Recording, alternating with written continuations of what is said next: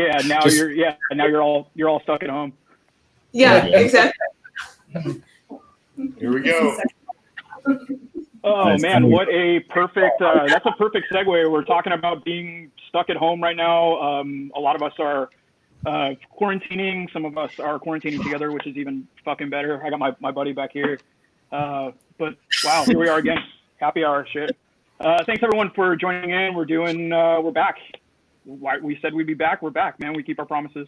I am Ryan. I am our event specialist. R as a collective today, also for Crosby and VGF. So let's have some fun. Let's drink some beers. Let's get some introductions going.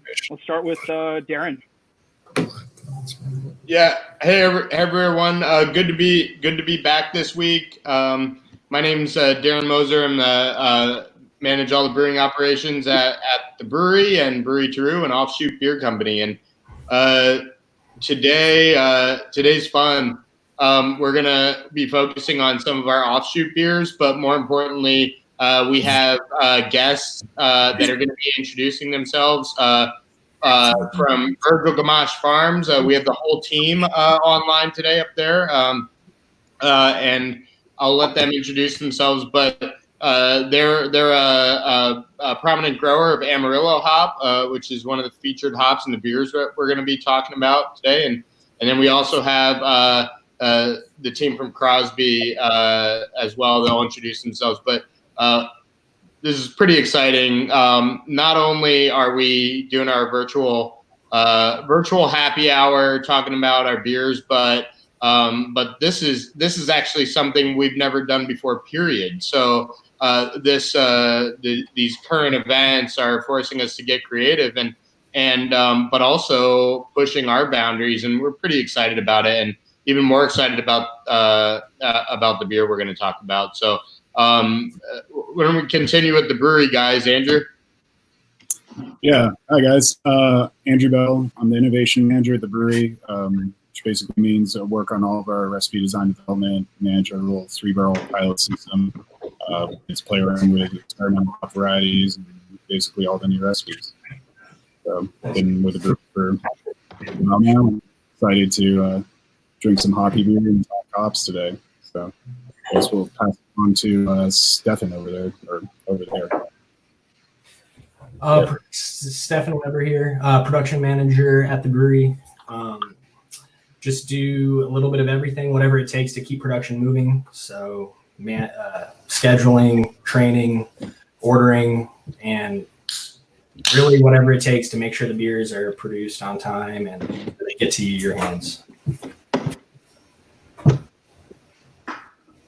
What? So I guess it's my turn. Awesome. I'm Darren Gamache with Virgil Gamache Farms, and we've been growing Amarillo here since its inception, a long time ago. Founded here. Yeah, it's founded here. Yes, down the road a little bit. So I guess my responsibilities and that kind of thing. Yes, I do a lot of liaison work and R&D work and quality testing. So we have our group here. We're currently in my great grandmother's bedroom, believe it or not. It's been our conference room for a long time now. And we have a group of people. They're all key components of Virgil Gamache Farms. So we'll start with the introductions over here with my brother Andy, and go around the table. And I have to get in. Hey everybody, welcome.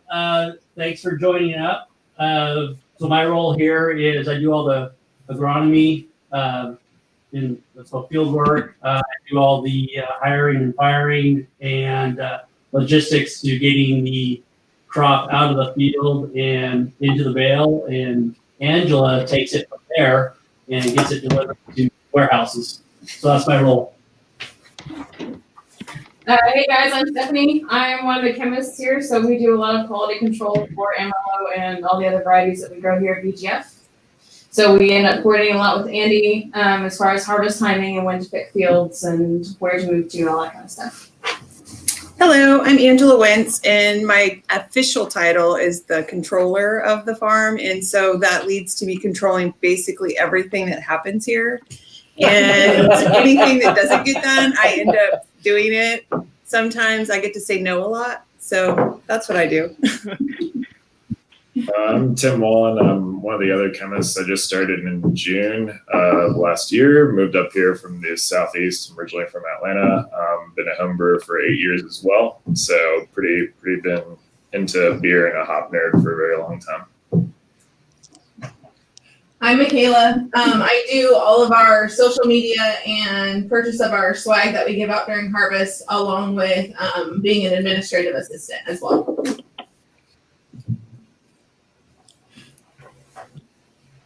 And so that's Team VGF. I think it's your turn, Ryan. Not I. That's cool. We got two Atlanta boys in the house. ATL, what up? Woo-hoo. How about Crosby? So I'm from Atlanta too, which is really weird. There's a lot of Atlanta people out there. So my name's Zach. I'm the marketing manager here at Crosby. Been here for 3.5 years. It'll be 4 years this harvest. I'm Blake Crosby. Hey everybody. This is my first time on. Can you see me? Yeah. My first time on Instagram Live, and so this is kind of cool. I feel like I'm behind the times, but I'm catching up. And it's awesome to be with the brewery here, as well as our good friends at VGF. So we're about 3 hours south of where the folks at VGF are sitting right now. We're down in the Willamette Valley. They're, of course, up in the Yakima Valley. And we're sitting here at our office just outside of Woodburn, Oregon, where we grow Crosby hops all around the area here of where we're sitting. So yeah, good to be here and look forward to chatting about beer and hops and whatever else. Good stuff. Man, there's like so many familiar faces in the chat right now. Chat is pretty lit right now. So what's up to everyone? If you guys don't have a beer open, we're going to start with Unwind. Darren couldn't wait. I couldn't wait. You see that there's some beers. Yeah, Andrew's got one. Stefan is probably, he's ripping right now. It's just I need to get another one. Red with toasted coconut. That is sick. But yeah, here, let's, next question. Can we get another question loaded up, please? Yeah, let's talk about Unwind. Let's drink Unwind, more importantly. But if you have it, crack it. And if you don't, you gotta have it. We're about to get a second fridge just for this stuff. Yeah, I think just to introduce this beer, and I'll say a word and then pass it off to Andrew to kind of talk about the development. But just this is the newest distribution offering, so it's pretty widely available. It launched into be side by side with Relax and Retreat just prior to the dramatic change in drinking, purchasing, and habits as well, I suppose, that we're kind of dealing with. And so, but it is out there. It is available, and it's a hoppy pills. The offshoot brand has been really focused on IPA, but the whole idea was that it was to focus on hops. You know, hops were never a significant part of what the brewery really focused on since it was founded. We do our barrel aged beers we're well known for, and our mixed culture, our sour beers, and really a lot of our culinary inspiration. But Patrick Grew, our founder, for a long time just said, let other people do hops. And he eventually came around, and we launched Offshoot. And so this is the hoppy pills. Andrew, you want to speak to the hops that are in it, and then maybe we can get some feedback from the group. Yeah. So Unwind, like Darren said, we're trying to go for hoppy pills, but with not so much the traditional noble character, but with more like citrus, more tropical fruit, a little bit of like a grassy noble herbal character, but more so on new wave American hops. To do that, and also, by the way, to focus on very, very clean fermentation, with the lager yeast and sort of very light malt character. But hop-wise, we're using some Sterling from Crosby in the Whirlpool. Very light amount, pretty low bittering addition, just enough to get everything in balance with this pretty dry beer. And then on the dry hop side, we're doing some Syrah, Simcoe, and a little bit of Nelson. And the Nelson we're bringing in, trying to remember if we got it from Crosby this year or not, through Freestyle. But, yeah, that's sort of the hop bill that we got going on here. So. Oh, that's a good question right there. The Alchemist wants their IPAs enjoyed directly from the cans. Does anyone have a belief one way or another? Fuck. I just like the feel of the steel, baby. So, but no, what do you guys think? I mean, there's some of us are ripping it from the can, some of us are putting it in the glass. Preference? I mean, not to do dishes when I don't have to. What do you guys think? Yeah, trying to avoid dishes when I don't have to. Depends on the day. Right. Reference, I have a mug. Yeah, hell yeah. That's what's up. Darren likes to drink from champagne glasses. The old school style. Not the flute. Fancy. I mean, I guess typically most stuff like this, lagers, pills, some IPAs, not too big on hazy IPAs straight out of the can because I kind of want to have my own yeast moderation. But for the most part, I mean, like a beer like Unwind, like why would you not drink this right out of the can? In excess. Perfect for a day on the river. That's what the cans are for. Yeah, for sure. I want to sunburn like this, dude. Yeah, I mean, I think drinking it. I think the can. I mean, I think you know I do think that it kind of depends on where you're at and what you're doing, and if you're really trying to analyze a beer, it's an opinion, but you got to go to a glass and clean glass and take a look at it that way. But a can it's an amazing package. You can if you're sour Jesus, you can shotgun one on the porch right before you go in the house when you're getting home from work, and it's perfectly, it's great. But really, yeah, exactly. But at the end of the day, there is a marketing tool there. Cans allow for amazing art, and it is a little bit of adding some fun to beer overall. I mean, beer is there's a time to take it seriously, which we all obviously do for our livelihoods and our careers, and it's our passion. But at the end of the day, like cracking a can of nice beer, like what the guys at the Alchemist do. I mean, it's amazing. There's nothing wrong with drinking out of the can, but a glass is going to actually showcase the beer far better. Yeah, you get far better aromatics out of a glass, but you get convenience if you're just trying to drink and enjoy a beer and not, think about it completely, experience every aspect of it. Drinking from a can, you get some enjoyment, you get on the go. Have a glass, you get the full aromatic experience, and actually you get more for sure out of a glass, all joking aside. But I'm enjoying this one from the can, also showing off the artwork. Sure. Yeah, so with the question with the Alchemist, I'm a huge proponent of pouring a beer into a glass. So the foam is really important for trapping in and getting that good aroma. And also it's just a visual drinking experience. Alchemist was putting that on like Heady Topper historically because that was one of the first hazy IPAs before the haze craze. So you have a low flocculating yeast. People weren't used to drinking IPAs like that. So they wanted to kind of hide that from the consumer in a way at the time. And then also there's just like an idea that the hop aroma is sealed in. So if you pour it vigorously, their kind of argument is like that could disrupt that. But I don't know. I feel like pouring it into a glass at the end of the day is going to give you a stronger experience with your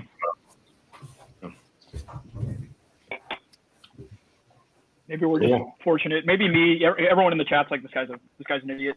But maybe I'm just so fortunate to have so much of it around that I get my glasses in the tasting room. There we go. That's a comment right there. You know, Krauser.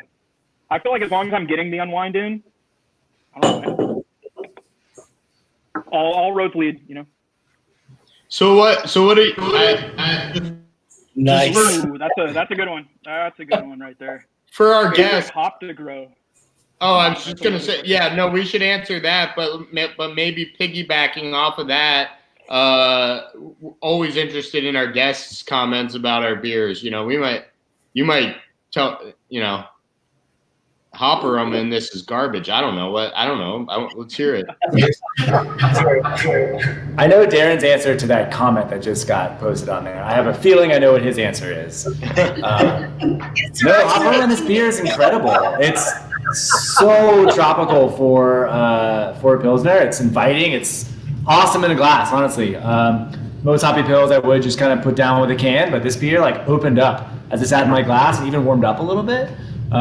Killer beer. I would happily sit on a boat and drink 6 of these on a day on the river, without a doubt.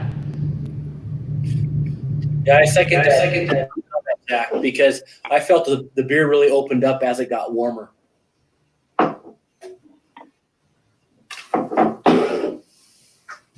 Oh yeah. BGF, what are we thinking? I liked it. It was nice and crisp. It had a great kind of fruity, tropical type of aroma on it, and the taste followed pretty close to that. I got like a citrusy floral note, but I thought it was really nice. Up, yeah. What would you guys say the Sterling brings to the beer from your experience? So I've just kind of found that in order to get some of like a traditional in any way, shape, or form Pils character versus like an IPL, getting a little bit, and I don't know which hop oil specifically it is, but you do get a little bit of something from Sterling, which I consider slightly more of a noble type hop. Yeah, it does have some citrus to it, at least the ones we get. But I find including that in the whirlpool gives just this hint of like an impression on your palate that it is in some way still like a Pilsner in tradition, as opposed to just like a straight up IPL or something. I mean, for years we brewed a beer called Hemos Lager that was pretty much in every way an IPA, except they used Mexican lager yeast, and you didn't get any sort of impression that was in any way, shape, or form anything related to a traditional Pilsner. This obviously is very American New World hop focused, but just a little bit of that Sterling in the whirlpool, I feel kind of ties it back to that style. There's something there, like, I don't know, I feel like I get some like Pilsner malt character out of this beer, and there's no Pils malt in there at all. Maybe that's some combination of some sort of hop oil that's contributing to that. Yeah, I think in general, like we're fans of Sterling at the brewery, and we end up integrating it into a lot of things, and you know, it's I hate to use the word neutral, because neutral I feel like has a negative connotation, but it plays well with others. Let's put it that way. It plays well with others, and so we end up utilizing it quite a bit. And you know, early trials Andrew ran with this beer. You know, we wanted a hop profile that was reminiscent of IPA, but without getting, you know, savory, over the top, dank. Despise that descriptor, but I don't have a different one. Aromas in this beer, and it took a couple. You know, obviously it took some work, but I think we nailed it. I think you did a great let's job. pop on Stefan on that one, right? I mean, everyone wants to hear from Stefan. Stefan, Unwind? come on, man. You want to grab the question, or do you want this question, or do you want the next one? You're gonna have to grab one of these two. People are screaming Stefan. What Darren at Virgil Gamache said.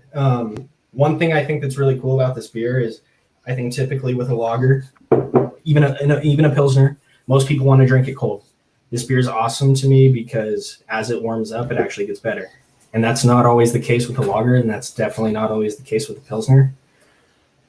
But yeah, to me, the longer I wait and the more it warms up, the more aromatic, aromatic it gets, and the more the hop shine, and it's nice. So that's my take on It unwine. was pretty nice. Dank. Watkins says dank. I can see it. It's a little dank, Yeah, it's a little dank. It's a little dank. That's cool. What about everyone at home? Let's get some more opinions on this thing. Nailing it. Hey, I don't want to skip over the Individual just wants to see Jeremy. I don't want to skip over the question. I like that question of what's your favorite hop to grow. Well, we've got two I agree. on the line. Let's jump on that. VGF team, I'd love to hear your opinion, and then Blake, yours as well, of favorite hop to grow and why.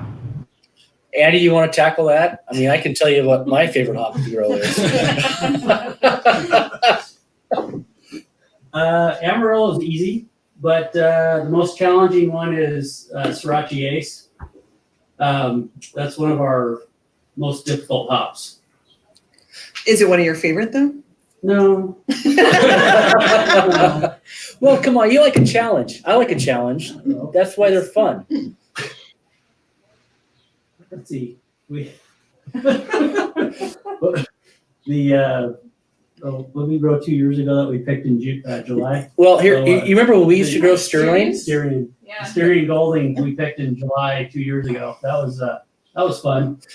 Hey, Blake, I got a quick question for you. Did you ever lose all the leaves off your Sterling? We used to do that. right around.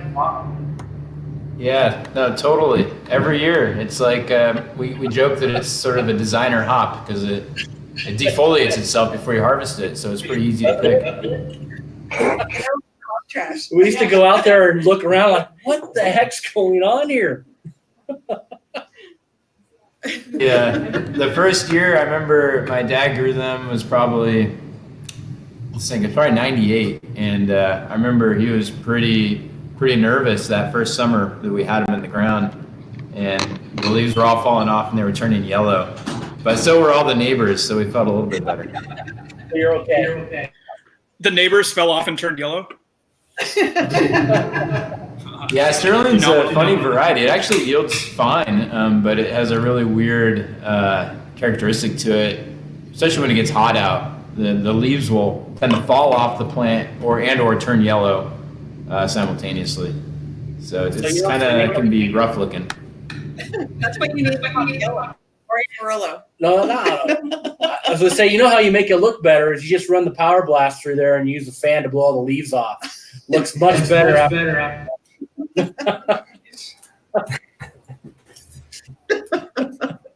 Ooh, there we go. What conditions are important for growing hops? I don't know, so I'm going to sit this one out. Guys, what are we thinking? Let's start with Crosby on this one. Well, the day length is really important for hops. So that's something we consider quite a bit, and we see some varieties are more sensitive to that than others. So here in the Willamette Valley, we're about 45 degrees north, so latitude. Darren's going to be a little bit higher than that, of course, up in Toppenish. But that's critical for sure. And we see in the media last year or two some folks in Florida growing some hops, and they're having to use artificial light to get those hops to flower at the right time and to want to continue to grow. Because without those long summer days, it's hard for hops to have the energy to want to go from down at the ground level up to 18 feet on a trellis. And the most critical part is that flowering stage and making sure that's happening at the appropriate time. If they flower early, then they will tend to stop growing. And when that happens, you can end up with a hop plant that's maybe only 8 or 10 feet tall, and obviously you're losing a lot of production. So there's several other things, but that's a very important piece. I think in terms of quality, just to kind of give the audience some background, we grow with our auxiliary producing team. We grow Amarillo all over. We grow it down in Oregon. We grow it in southern Idaho. We grow it in northern Idaho, up and down Yakima, and also over in Germany, around the 5 growing regions of Germany. And the one thing that we've seen that makes a huge difference I mean, assuming all things are equal and you can get it up 18, 21 feet and all that stuff. What really drives aroma profile is heat units in August. So anytime you're over like 90 degrees, 92 degrees, you get a lot higher citrus note. And if you're cooler than that, then you get more fruit and floral flavor notes. So that's been kind of our observation. Early season water is important as well. If you don't have early season water or enough of it, then that will significantly affect your yields. And we say that because in Toppenish, it's very irrigated. It's an irrigated desert. And so for the pretty much everywhere around here, we depend on irrigation and snowpack. So that matters. And sometimes we don't have it. This year, right now, we do, unless it gets really warm and it runs off a little sooner. And I think this year has been we're about 2 weeks early on the irrigation management team getting the water turned on. Right? It's 2 weeks early compared to years past. So I'm happy. Mm-hmm. From a sensory characteristic, what do you guys see as like the main difference between, say, Yakima and Willamette? Obviously, Germany being an entirely different beast, probably. But as far as just the flavor difference between the two states. Showy after that, she smells and analyzes every lot. So down the lab, we have Amarillo coming through from Oregon, Idaho, Washington. We have a sister lab over in Germany doing the same analysis we do. So Amarillo and Yakima, typically we see a lot of grapefruit notes, a little bit of floral, a little bit of herbal characteristics. The Amarillo that comes out of Oregon, you're going to see more of a spicy, kind of like a pepper undertone to it with the same, grapefruit tropical characteristics, but Oregon is definitely spicier. Germany, same characteristics, but more noble. So like Darren calls it like Amarillo went to finishing school. So it's just a bit more polished and less hop forward than you'd see out of the U.S. Did everyone see that last comment? Jeremy likes ripping on wines. Yeah. We know, dude.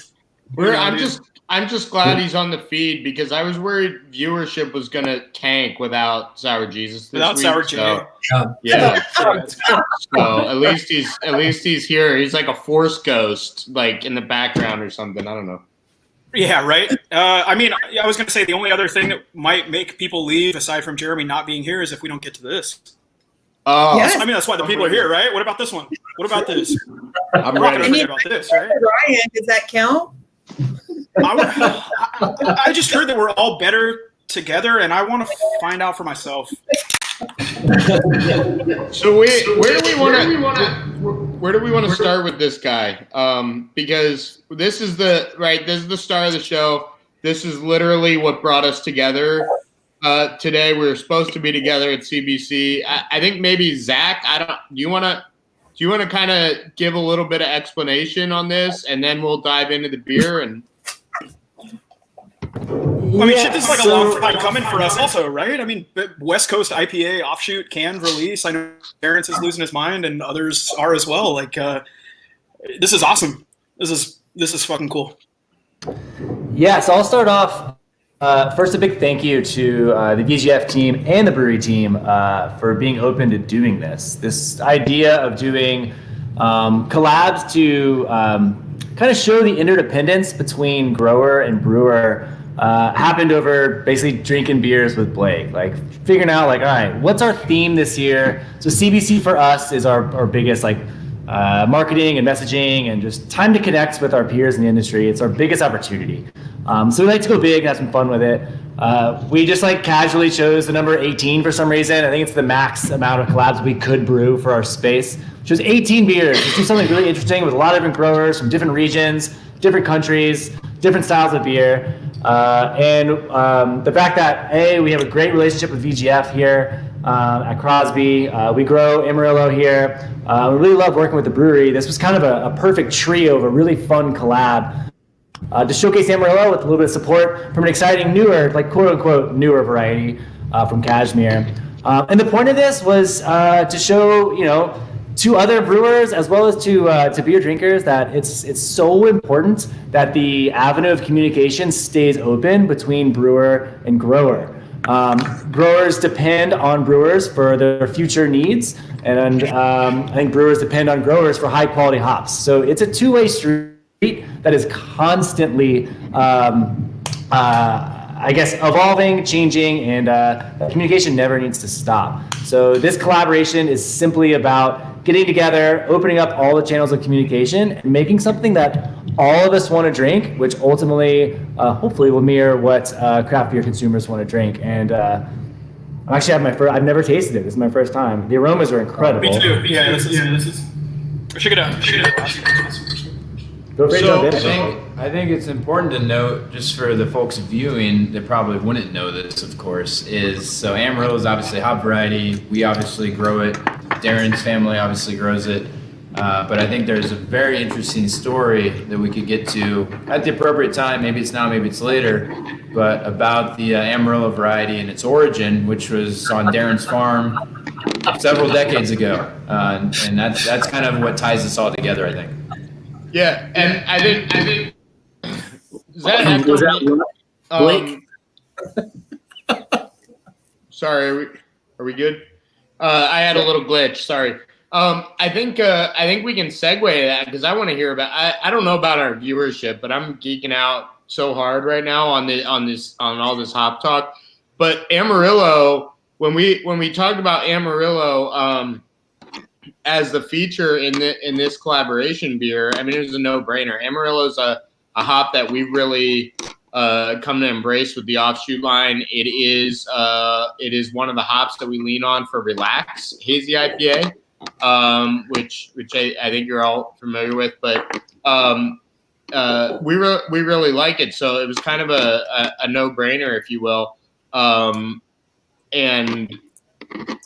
I think we can get into. There's other recipe aspects that this was one of the truest and most wholesome collaboration efforts that we've worked on in a while, and it was really a lot of fun, a lot of different motivators. But I want to hear about the. And am I getting roasted here? I'm getting roasted now. I'm not sure it's you. That's fine. But I do want to. I want to hear about Amarillo. This is fantastic. So, all right. Well, roast me all you want, but let's hear about some Amarillo.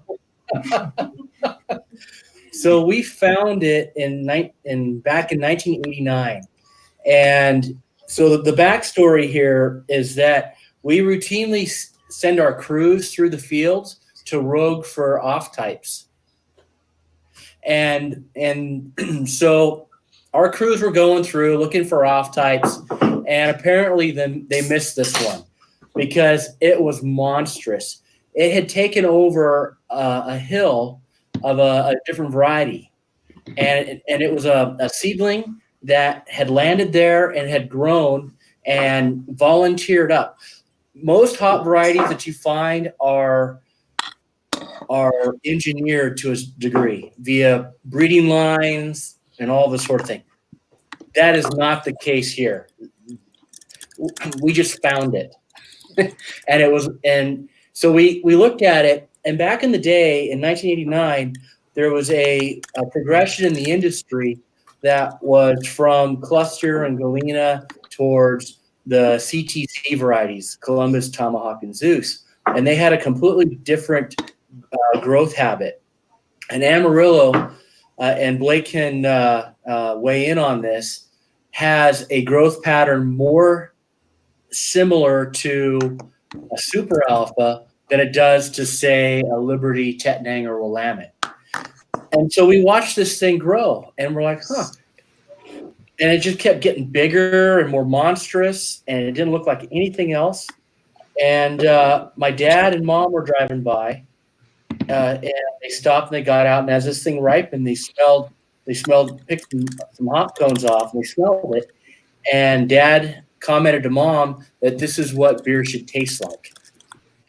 And that was back in a long time ago. And then from that point, they harvested the vines, pulled them in. Andy and I and my other brother Jared, we sat there on the back of the house, and we picked this by hand, this vine, and then we sent it off to OSU for analysis. You remember this, Andy? Yeah, totally fun. Yeah, picking hops by hand, fun. Super fun. No. Especially, yeah.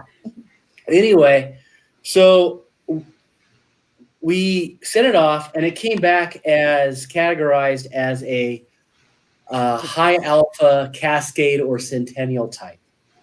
And we're like, well, all right. But the thing is that we worked with Ralph Olson at the time. He was with Hop Union, and we sent him samples, and he gave it away. And there was the acreage went from like a quarter acre to an acre to 2 acres, and and this lasted a long time through like 2002. Was the period from 1989 to 2002. We were giving hops away, and anybody that knows Ralph Olson, he gave it away, and then he started to feel guilty, and then he said, "Well, maybe we should start buying these from you." And at that point, and I think that was in 96, 97 is when he did that. We were able to kind of put something together. And what was really kind of fun was that we originally named the hop Amarillo Gold. And that was a drinking fest between Ralph, Dad, and my Uncle Paul up at Hop Union. And it was named after a Cheech and Chong album. Acapulco Gold. So kind of reference that dank note, Darren. yeah, thumbs up on that. And hey, so I know you're speaking Darren's language. Yeah. Sticky icky. Yeah, exactly, the sticky icky right there. And so then as time went on, we dropped the gold because it was just kind of cumbersome, and it just became Amarillo. And literally, guys, everything we did with that hop was a stroke of luck. We did it last minute. There was no real design or intention. When we patented it and we put the trademark on it, we called the patent attorney. We had 6 days left to apply. I mean, it was just stupid stuff like that you would never normally do. But that's the way it worked. And so after 2002, we started selling it and making it available to a broader audience. And honestly, the rest really is history. So. And yeah, seriously, I'd say so. Yeah, like when I started, 2012 was like the first year that there was an expansion that occurred, and that was when there was auxiliary growers. So instead, for grow outside of in 2012, that occurred, and then 11 was when it got planted. 2012 was the first harvest. No. It was 2011. We had our asses handed to us because of the cold summer. Yes. And then we had to make a big, drastic change in our whole program. It's history. Yeah, history. And then we brought Blake on board. We brought, it was 11 or 12, right? No, Blake was a little after. I was class of 15. Yeah. Oh, you're 15? But yeah, so anyway. It's like dog years. So it feels like 15, but not really. But yeah. And so that's when it expanded. And so it went from. Oh, we had to do 900 acres in 2012. So 900 acres is what occurred in 2012. And then half of that actually got flooded up in North Idaho. So there was no crop. We got 14,000 pounds off of that, which was nothing. And we had sold against that 450,000 was the expectation. Yeah. They had a 121-year flood. So it was kind of it was big. That's when all that luck caught up with you, huh? Yeah. I don't know why I came to work at the farm, but that's what occurred. Weren't there like trout in the hop yard and stuff? What's that? Weren't there trout like in the hop yard, like swimming past Amarillo plants? Yeah, so they were had their little fishing boats out, skiff boats, and they were fishing. They were catching 18-inch trout from the river in the hop fields. And the really crazy thing about this was that the roots died, but the plants themselves had grown up above the watermark, the high water mark, and they went hydroponic. They started sending roots out in the water. And so they lived until the water dropped off. And then, of course, everything died from there. That's amazing. So that's the first time I've ever seen anything like that in my life. We've had a lot of those first times we've seen anything. Yeah, we got a wall. One thing, the question that they have up right now, how would you describe the finish? I think this is a good opportunity to talk a little bit about the beer and also kind of talk about there's a lot going on with this beer, and obviously we want to be hop focused, but I think when we started, I remember the first emails that went around about this collaboration, and I think one of them was everybody wants to do a lager this year. So maybe we just do an IPA, and it's so counterintuitive for this project. So it's we're trying to do IPA. So yeah, absolutely. And then, but we didn't want to just do. I think the conversation was we didn't just want to do an Amarillo version of Relax or a hazy IPA because how do we brew something for brewers? And you got to remember that this was brewed for the Craft Brewers Conference. This was to be served to our peers. This was to be served for our fellow industry members. So there's want to get feedback on all this, but that's where we ended up with a beer that includes some rye. So there's about 7% of rye malt in this beer. There's also some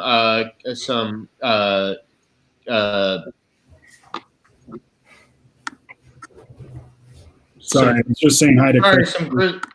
Yeah, no, you're fine. He's a friend in Florida. Oh, right on. Yeah, Brewing.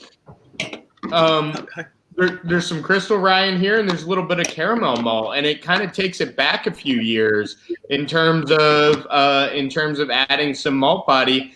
And the other thing that I think leads into the question, how would you describe the finish of this beer, is I would actually I'm going to go ahead and say it. It's balanced. Sometimes just killing a beer with hops doesn't actually showcase the hop, and I think what's cool about this beer is you actually there's a beautiful body to it. You get a little bit of bite from the rye, which complements the hop profile, and then you actually see what Amarillo primarily and a little bit of Cashmere can do in a dry hop, and it's fantastic. Please let's talk about it. Yeah. Let's talk. Hey, hi, Chrissy. What are we thinking for foods for pairings? So what would you think would pair with the hops, the rye? Can't get food right now. What foods you pairing? That's the answer. Yeah, whatever I'm good for the kitchen. Right. I could do that right now. Peppers and onions. I'd say DoorDash and Grubhub would pair really well with this. Yeah, right. Yeah, seriously. Uber Eats. Hand sanitizer. Hand sanitizer. I think the other. Yeah, that's fair. Yeah, that is fair. I think the other cool thing about this beer that Darren, I don't know if you really talked about much though, but the yeast on here. Oh yeah, that's a whole other. So it's kind of a side thing. Something we wanted to do. Usually when we're doing at least pilots or other sort of, non-hazy IPA, we're usually using like a Cali strain, or in the case of Unwind, a lager strain, something that's super clean. And there was some talk on the VGF side of things of using something slightly more expressive. Separately, for a long time, I don't know. I floated this idea, and at times we thought, yeah, I would do it, and then we never actually got across to doing it. But so this beer is fermented with London 3, which is the usual yeast one of the yeast strains that brewers use to make hazy IPAs. And something that at least I've wanted to do, and I think as a group, our production staff has wanted to do for a long time, is to basically make a beer, make a pretty much a juicier, hazy IPA, but run it through our centrifuge and just spin everything out and see if people react differently to it. So, I mean, this obviously is built as more of a West Coast IPA. I think this is the darkest from a crystal color-wise of any of our offshoot beers that we've ever released.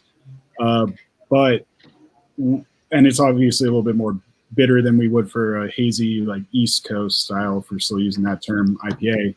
But using London 3, we do get some very interesting fermentation characters that do play with the hops, be it biotransformation or anything else. But we are getting some, at least I'm getting some of these like strawberry notes that I usually associate with our London 3 strain, and then being able to centrifuge it bright to make a beer that appears to be, you know, West Coast IPA, especially with a little bit that, you know, crystal rye color to it. I think it's a really cool thing. I'm glad we finally got to getting around to centrifuging some London 3 beers bright. Something that I can't play around with on our pilot system because we don't have a centrifuge for a pilot system yet. But Owen Wilson, you're fucking back, dude. Yeah. Are you serious? Can we figure this out? Yeah, we're gonna figure this out right fucking now. I'm gonna tell you, that is a Nissan Titan. That truck gets 13 city and 17 highway. Next fucking question. We recently got the tires up to 14. Oh, you mean is that actually Owen Wilson? 100% for sure. No, sure. I got a tip from a coworker, and we increased the tire pressure, and now we're getting insane miles per gallon on this thing. It's insane. And we're getting close to 200. Anything Watkins for that. We don't thank Watkins enough, but we're not going to do it right now. Fuchsias. Yeah. We're resorting to dank as a descriptor fairly frequently. Better way to say dank? What do we think? Don't pay any attention to me. No, dank's fine, I guess. Wafting cannabis. I think that would be the best way to describe it. What? I'm not really sure, other than it's kind of skunky. It smells like UC Santa Barbara. Next question. I want to kick it over real quick to VGF. I think, Tim, where did the rye come from on this recipe? Without looking up every email, you know, we talked about rye as being an important component here, and I can't remember. I think that came from you guys. Yeah, I don't know. So I started that idea in the email chain because if we're going with an IPA, I feel like rye is a very severely underrated, underrepresented grain bill addition. And I mean, one of my favorite West Coast IPAs of all time is Alpine Nelson. I mean, that beer with the rye and the Nelson Sauvin, it's like breakfast cereal, almost in a really good way. And so that you get kind of like a nice sweetness, but spicy finish on the back end with a beer like this, but it's not like cloyingly sweet from the rye. So and it adds a little bit of nice body to it as well. Yeah, I think it turned out fantastic. I agree. I mean, I think I don't know. We should talk more about the hop profile. I mean, that's really where we want to be with this. But that all sets the base, right? Like that is the malt and hops have to play together. Yeah. And rye, I think that little bitiness from rye. It starts to hold hands with the attributes you get from hops. You know, it lends to bitterness. It lends to that profile, and that's why I think this is such a smooth beer. Yeah, one of the kind of cool things though about bringing up rye and Alpine Nelson over on BGF's side of things is that actually the first time I remember consciously realizing that I was drinking an IPA with Amarillo was actually Alpine's Duet back in like 2008, 2009. So it's kind of a funny tie-in. Amarillo Simcoe beer. And then obviously like where I am. So Andrew, I got a question for you. When you were talking about your strawberry notes, did you get that just on the aroma? I get a little bit like retronasal as well, but you can taste it. Yeah. Okay.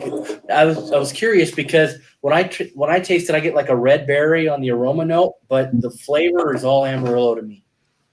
I get a bit of Amarillo stone fruit, but underneath that is that kind of sweet strawberry, almost like a dried strawberry note to me. But yeah, it reminds me a little bit of freeze dried strawberries. I don't know how much that is hop derived. You guys would probably, both of you hop growers would probably know that better than me. But I do know some of it does seem to be characteristic of our London 3, and maybe, again, like I said, maybe that's some sort of biotransformation mechanism, but I do think the yeast is playing a little bit into that sort of freeze-dried strawberry thing. Yeah. Oh man, that's perfect. Stefan, you're up again, baby. Dude, they're fishing and they keep catching. You got what's up with the choice. fucking skull? You got a choice. What's up with the skull? No one cares about the alien. Everyone wants to know about that skull. It's pretty spooky. That's a skull. Is that from a human? It is, yeah. Fuck. Yeah, I can't say more. But that right there, that's Archie. That's a portrait of my dog. That's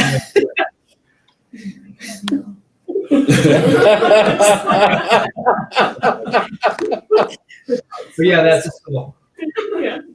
Oh, that's sick. So who All wants right, to hey, tap- let's get back to it. That was not that wasn't a real question, but it's not that this is better, but this is good. This is good. Do whole leaf hops have a different taste or aroma than pellet hops? Let's hear from the hop guy. Well, yeah. Jeff, you want to tackle this? Because we don't use a lot of whole leaf. Maybe Darren has more experience at previous breweries, but we don't use a lot of whole leaf outside of aged hops for our sour beers. So I'll let the hop suppliers talk about whole leaf versus pellet flavor wise.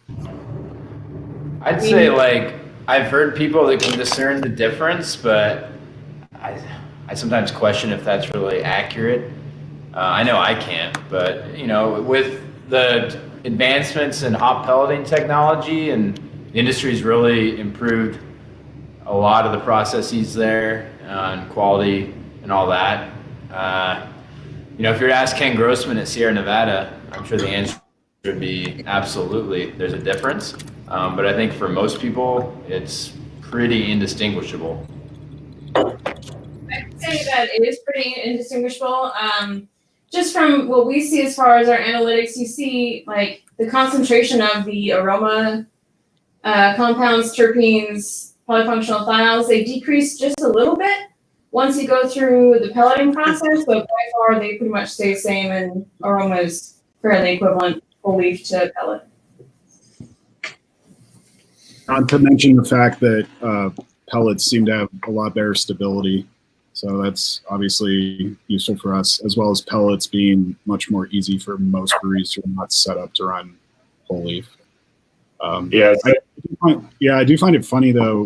When I went to Sierra Nevada, their Milk River location, they run whole leaf and then they run T45, which is pretty different. Too extreme. They probably run extract too, but I don't know. That's the backward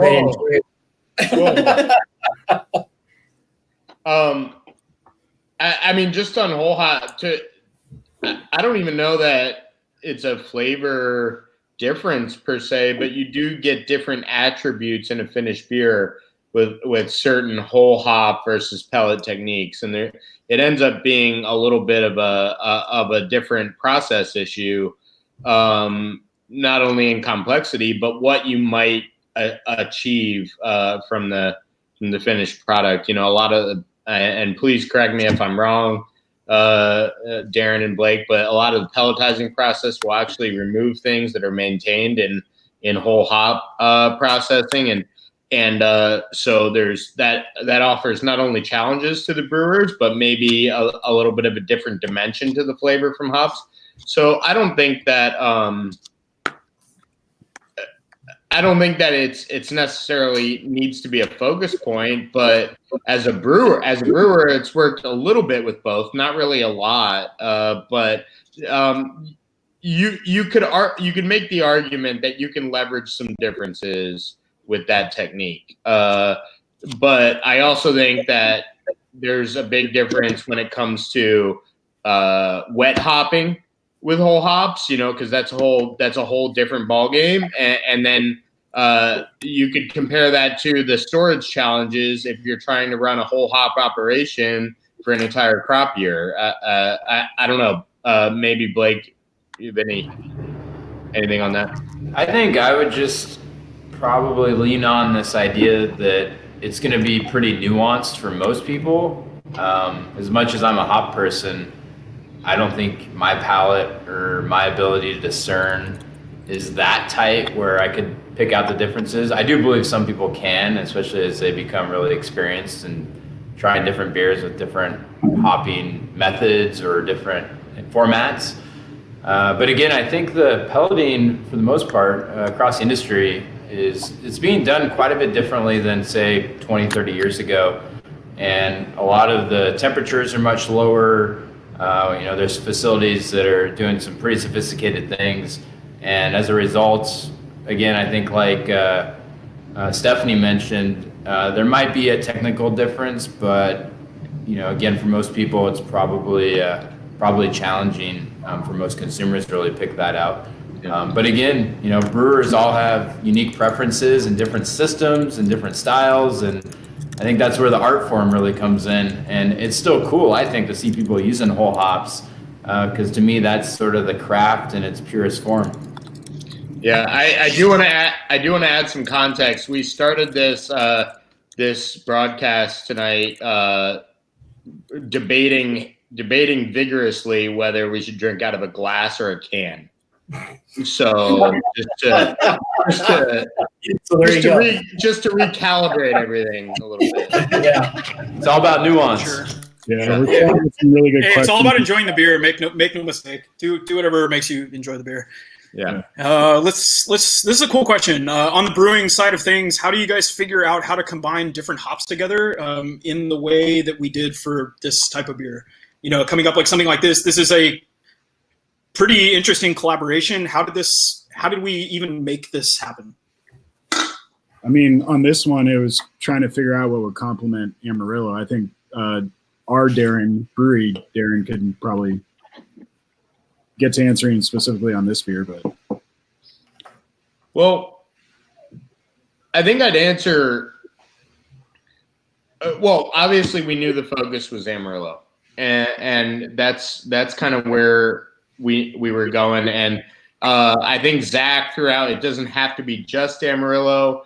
I think a lot of brewers and hop growers would agree that sometimes you don't get the best results from a single variety. I mean, hops like to blend, and that's what really helps to make a well-rounded beer. Cashmere is another hop that we get from Crosby, and we like what it does. We use it in Retreat, which is the next beer that we're going to try. For those of you that are sticking with us tonight, lots to talk about. But Amarillo and Cashmere for us are, it's very important to remember that to the brewer, the hops matter in terms of their expression in the finished beer. So how does a hop show up? Because when we go up for hop selection and meet these fine folks and rub hops, we're looking at certain quality attributes, and we could probably spend a whole other hour on what that looks like from everyone's perspective. But as brewers, what we're really most concerned about is how those hops are going to hold up in the beer and translate. And Amarillo does well. Cashmere also, we really like in our process. And I think, again, everyone that was involved in the collaborating here, Darren, Tim, Blake, Zach, and everyone else that we like the idea of just peppering in a little bit of cashmere to help prop up that Amarillo, and this is not. I hope this is taken well, but that decision on that hop blend was based on the experience of this entire group. It's based on the growing experience from and sensory experience from Virgil Gamache Farms. I mean, their website is impressive. I was able to actually go in and select a lot number from their farm based on attributes of the hop, and I mean, that's incredibly impressive. And then you have the experience of Crosby, and then you have all the trials that we run at the brewery for different IPAs that Andrew does. So I want to make it clearer, and this is take it how you will, but this was a one-shot beer. We brewed 60 barrels, and it was destined for CBC in a can. So it is literally the people on this cast tonight that made those decisions. And is there a little bit of crossing your fingers? Sure, there is. But that's one of the reasons that I'm so proud about this beer, is because the experience that's represented here came up with that blend, and it works well. Am I the only one? Nothing even in this fucking thing. Not on the keyboard. It's time, right? Yeah, it's time. We're at least let's finish answering that question. I'm going nuts over here. What about this guy? Hey, you guys did a really good job on the artwork. I just wanted to point that out. I thought it was pretty. The artwork was spectacular on the can. Fully agreed. Art's awesome. But it's great to see it in a can. So do you want me to that's a beautiful one. Do you want me to tackle this question a little bit? I was gonna say, let's go ahead and everyone load up your next beer, because we all need to keep some sort of pace. Yeah, but I think Darren, I think we do want you to answer that question though. This is absolutely, yeah. This question is not going anywhere, but I think for the sake of time, let's get another beer into our mouths, answer this question, and then we can talk about retreat. Retreat's a little. Wait, which retreat's Darren? not the star of the show. Better together. VGF Darren. Yes. So, how you train your nose and palate to recognize specific notes. That literally is one of the hardest things that you can do. And a lot of it is just repetition. And once you get a little bit more sophisticated I have always tried to identify it with things I've tasted before. And it's really about knowing the language. And once you understand the language, or you start learning the language, then it becomes easier to identify and communicate what you're actually sensing, if that makes sense. So I wouldn't hesitate to get a kit or something that has the language spelled out with specific samples, and that says, okay, hey, you're gonna smell banana, and that's what's that? Nice. I don't remember the name of that compound. So like you equate like banana runts, the compound you're looking at is an acetate, isoamyl acetate. Even if you can't get a kit, some of the best ways to start is just go to your local health food store, whoever sells like essential oils.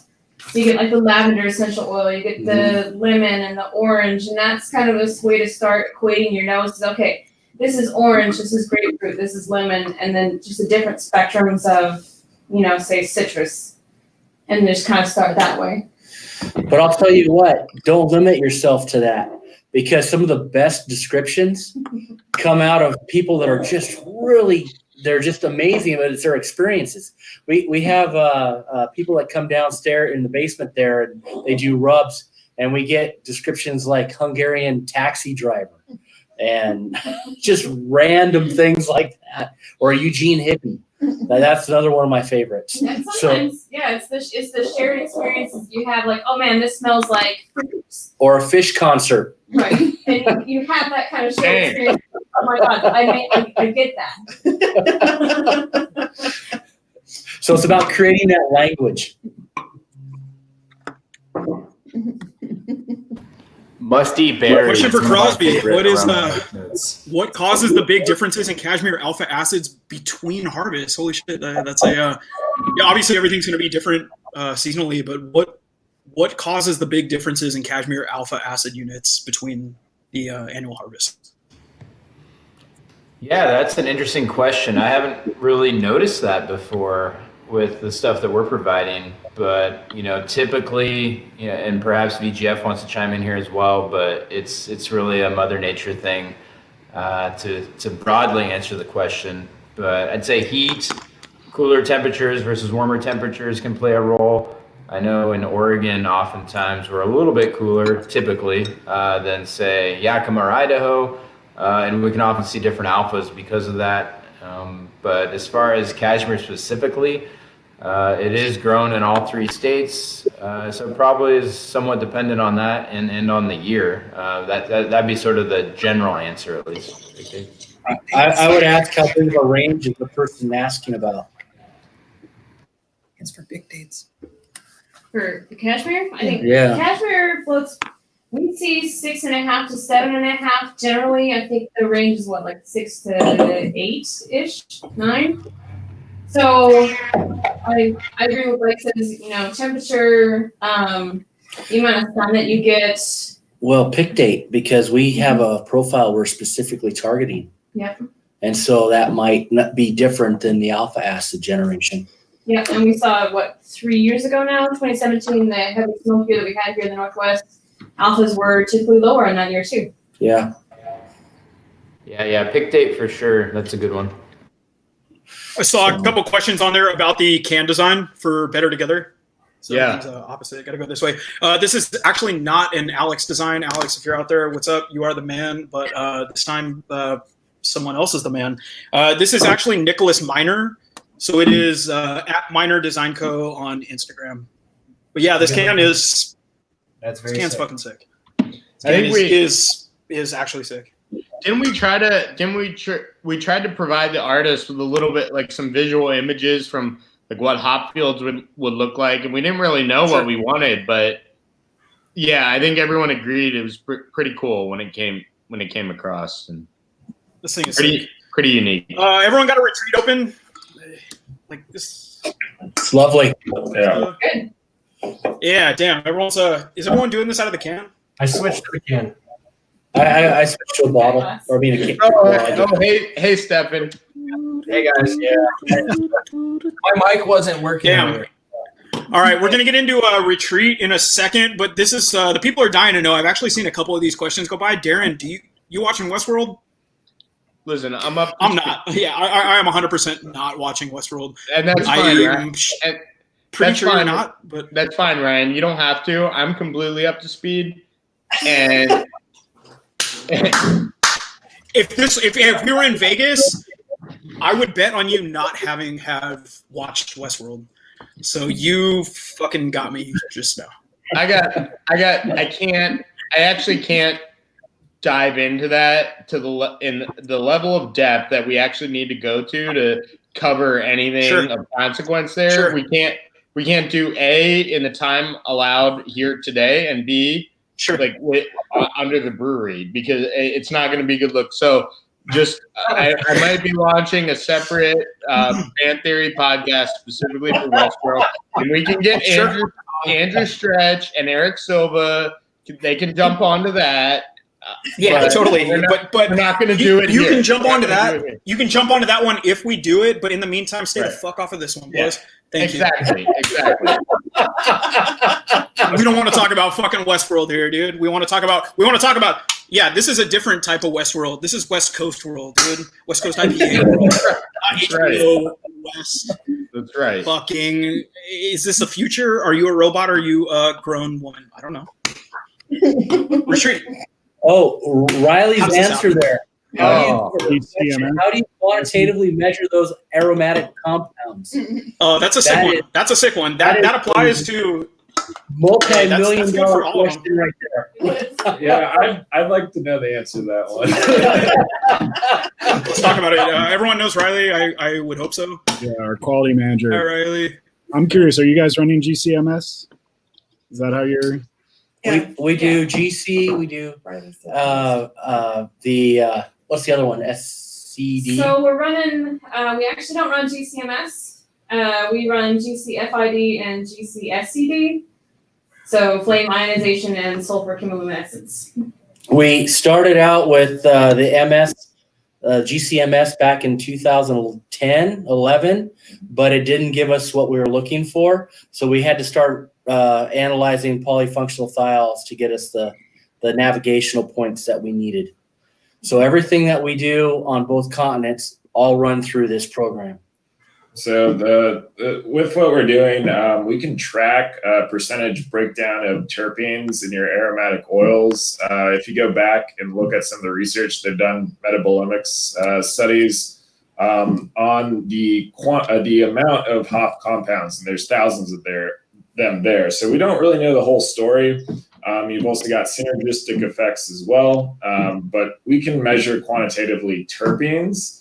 The real challenge is, so sulfur compounds, what we use for tracking, it's so that's a sulfur specific detector. The thing about that is we're doing it qualitatively. You can't really get a good idea right now quantitatively because the thiols, the sulfur compounds can either be free in the hops, that's what we're able to see in them, but they can also be bound and concentrated into the plant. And so unless you have an enzyme such as a yeast to break that bond and release that thiol, you're never going to see it on the instrument. So that really is the $1 million question right now. Not to mention that a lot of the sulfur compounds are very thermally labile, so they're easily lost. They can volatilize with heat or they can react with glass, so they're not exactly stable to give you a good reference standard to say, hey, I can quantitatively say this is how much, because your standards are never guaranteed to exactly amount like the terpenes can be. And from experience, those standards stink. They chase us out of the office. Yeah, we've run the guys out of the office once or twice, open up some stuff downstairs. Yeah. The thing is like when you're in the office, you don't smell it. It's everybody else that's like, why does it smell in here? Who let the cat out? Matt Phillips is making broccoli in the microwave in the office again. God damn. Yeah, Exactly. Let's introduce Retreat real quick. Shall we? Yeah. I think the questions are great, and we'll kind of stay on and answer those as long as we can. But so Retreat is our double hazy IPA, and we thought this one was an important one to include.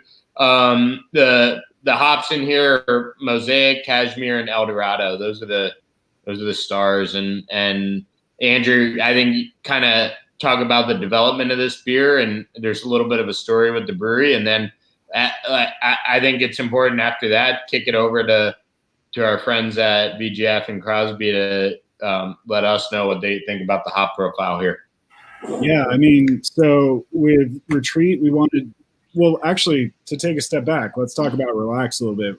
So Relax was our first distro hazy IPA, and when we were developing that, we kind of wanted a little bit more of a, at the time, more familiar hop profile. So Relax has Citra in it. It has Amarillo. It has Simcoe. It has Centennial. So hops that are familiar to people who've been drinking West Coast IPAs all the time. There's a little bit more citrus to it. There's a little bit more pine, a little bit more resin. Retreat, we want to go for juice bomb at this point. I hate juicy juice is a term, any of that stuff, but it fits. So we're just going for as much tropical fruit, stone fruit that we could put into this.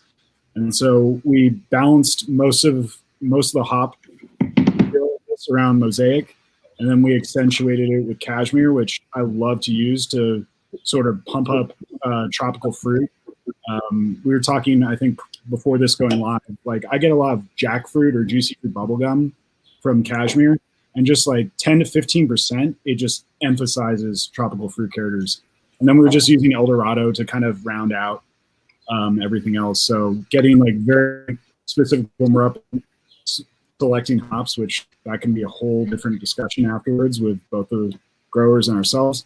But yeah, we look for very fruity Mosaic lots, and then we use the Cashmere and El Dorado as sort of tools to kind of drive this. We're just looking for very, very, fruit forward character, very much like hazy IPA versus Relax, which has a little bit more of that West Coast citrus pine resin to it, in addition to the tropical. Low bitterness across the board for our hazies, but retreat. We're just trying to go for, tropical fruit, stone fruit, just nice, pleasant fruitiness. I've got a question. Oh, sorry. I've got a question for the brewery team. So my question for the brewery team would be, do you feel like the hop rub, whether in leaf or pellet form, translates directly into the aromas of your beer? Or do you feel like things change? And can you talk about that? Sure. I think that's I don't know. I'm not.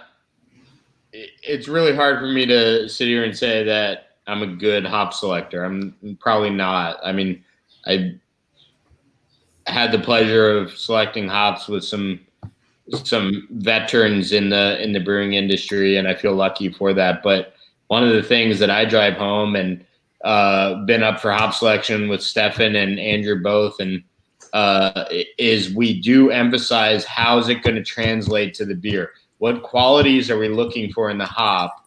And what do we know about that variety? And now with, I think we talked about it earlier, Blake mentioned it, the advances in hop science and packaging, we have things that are working to our advantage. But I think that's a very pertinent question that a hop can, and please, let's all take this in context, but a hop can smell great on the table and not smell great in a finished beer. And we talked about that earlier with Amarillo and Cashmere. That is one of the reasons this beer turned out so well, because those are hops that do translate well to the finished beer. They hold the qualities that you like about them through the process. So we're talking about, heat to extract bitterness, maintains in the form of IBUs. We're talking about cold side process, which is a lot of what's going on in these beers specifically, which is dry hopping. So we're really looking to retain aroma, but those hops are going through a process. And there's other hops that I don't think this is not a hop variety roasting session, but there's other hops that are very popular and smell great on the table. And once you put them into a beer, I'm sorry, and I like to think of myself as somebody who has an opinion about beer, and they don't taste so good. So it does matter, and we've come across that. Do we have it figured out? No, and that's where we have to, and that's a lot of what Andrew's job is running those hops through our pilot system and knowing what hop blends work well together, what hops we like as they translate to the beer, and that's the game, right? That is the fun part, to be clear. Yeah, I think to just kind of add on to that, I think what we see on the table gets us maybe 50 or 60% of the way there. Obviously, we don't know how it will taste or smell in the finished beer, especially with either it getting boiled or interacting with yeast, let alone the fact that we're not doing sensory. Sorry, I shouldn't say that. We're not doing selection on finished pellets. Granted, guys would be better to talk about the differences between those two. I feel like when we're doing selection, that we can eliminate. There are at least a few compounds that we know we can see in hops that we know we don't want in our finished beer, and we can kind of get rid of those.